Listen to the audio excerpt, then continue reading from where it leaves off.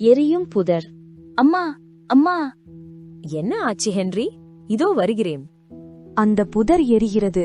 அது எப்படி நடந்தது என்று எனக்கு தெரியவில்லை. ஆனால் அது என்னால் இல்லை என்று சொல்லி ஹென்றி அழுதான். அம்மா அழுது கொண்டிருந்த ஹென்ரியை சமாதானம் செய்தார்.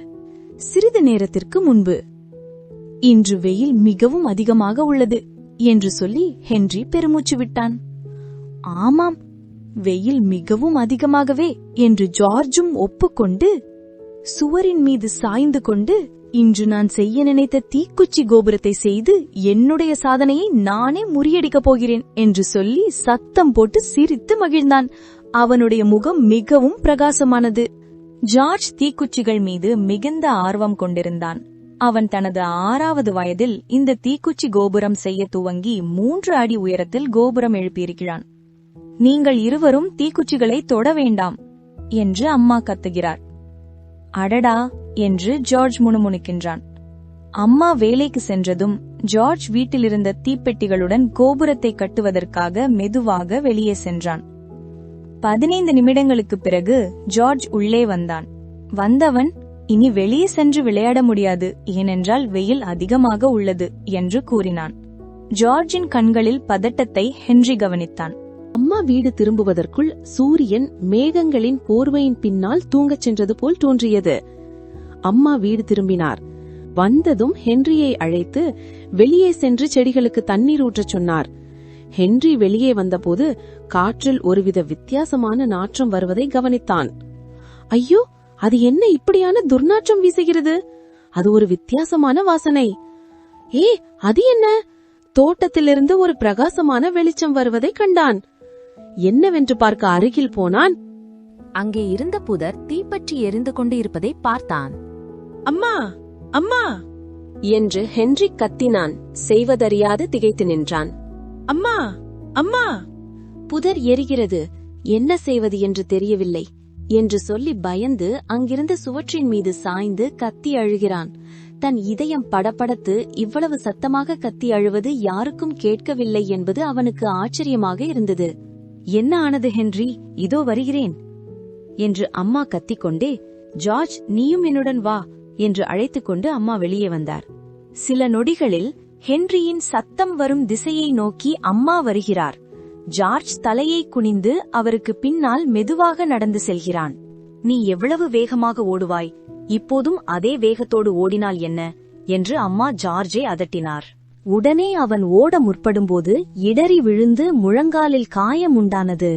ஆனால் அதை பொருட்படுத்தாது அவன் அந்த குழாயை திறக்க முற்பட்டபோது அதை அவனால் திறக்க முடியவில்லை. அம்மா எங்கே என்று தேடினான். அம்மா அழுது கொண்டு இருந்த ஹென்ரியை சமாதானம் செய்து கொண்டு இருந்தார். ஜார்ஜின் காலில் பட்ட காயத்தின் வலி அதிகரித்தது. ஆனால் அவன் அதை பொருட்படுத்தாது அந்த குழாயை சில முயற்சிகளுக்கு பிறகு திறந்தான். அந்த நீண்ட குழாயை கையில் எடுத்துக்கொண்டு எரியும் புதரை நோக்கி ஓடி தண்ணீரை விட்டு தீயை அணைத்தான். சிறிது நேரம் கழித்து தீ அணைந்தது. கருகிய குச்சிகளின் சாம்பல் இருந்தது. அப்போது ஜார்ஜ் அழுகையை நிறுத்திய தம்பியை திரும்பி பார்த்தான். அம்மா, இருவரையும் வரவேற்பறைக்கு வாருங்கள் என்று அழைத்தார். அப்பா எப்போது வருவார் என்று ஹென்றி கேட்டான். அப்பாவிற்கு வேலை அதிகமாக இருப்பதால் நாளை உங்களிடம் பேசுவதாக சொல்லியிருக்கிறார். அவரிடம் இன்று மாலை என்ன நிகழ்ந்தது என்று சுருக்கமாக சொல்லிவிட்டேன் என்று அம்மா பதிலளித்தார். ஜார்ஜ் தலை குனிந்ததை அம்மா கவனித்தார். ஜார்ஜ், இன்று உனக்கு என்ன ஆயிற்று? ஏதாவது தவறு செய்தால் ஒழிய நீ ஒருபோதும் பதறமாட்டாய். ஜார்ஜின் முகம் சிவந்தது. ஆமாம் ஜார்ஜ், என்ன ஆச்சு? ஹென்றி கேட்டாள். துக்கம் தொண்டை அடைக்க ஜார்ஜ் மன்னிப்பு கேட்டான். மன்னியுங்கள், நீங்கள் வேலைக்கு சென்றவுடன் தீக்குச்சி கோபுரத்தை கட்டுவதற்காக தீப்பெட்டிகளுடன் வெளியில் சென்றேன் என்று ஜார்ஜ் தனது அம்மாவை பார்த்தான். பின்னர் என் கோபுரம் கீழே சரிந்து விழுந்தபோது தீக்குச்சி ஒன்று காய்ந்த குச்சியின் மேல் உரசி சிறிய தீப்பொறி உண்டானது. அதை பார்த்து பயந்து வீட்டுக்குள் வந்துவிட்டேன். எதுவும் நடக்காது என்று நான் நினைத்தேன். ஆனால் அவன் சொல்வதை நிறுத்தி இது என் தவறுதான் என்று சொல்லி அழுதான். சரி, நீ இதிலிருந்து ஒரு பாடம் கற்றுக்கொண்டாய் இல்லையா? ஒரு நாளுக்குள் தீயை அணைக்க முடியும், ஆனால் கற்றுக்கொண்ட பாடம் உங்கள் வாழ்நாள் முழுவதும் நீடிக்கும். ஆனால் ஜார்ஜ், நான் உன்னை பற்றி பெருமைப்படுகிறேன். ஜார்ஜ் குழப்பத்தில் கண்ணீருடன் நிமிர்ந்து பார்த்தான். ஜார்ஜ் குழப்பத்துடன், உங்கள் இருவருக்கும் இந்த பிரச்சனையை ஏற்படுத்தினேன், எல்லாம் நான் செய்தேன் என்று சொன்னான். ஆமாம், நீ ஏற்படுத்திய தீயை நீயே அணைத்து உன் தவறை நீயே சரி செய்தாய். எல்லோரும் தவறு செய்கிறார்கள், ஆனால் அதை அவர்கள் கையாளும் விதம்தான் முக்கியம். உங்கள் தவறிலிருந்து நீ ஒரு பாடம் கற்றுக்கொண்டாய் என்று நினைக்கிறேன். பெரியவர்கள் வேண்டாம் என்று சொல்வது உங்களின் நன்மைக்கே என்பது இப்போது புரிகிறதா என்று அம்மா கேட்டார். சரி அம்மா, நான் மீண்டும் இந்த தவறை செய்யாமல் பார்த்துக் கொள்கிறேன் என்று ஜார்ஜ் கூறினான்.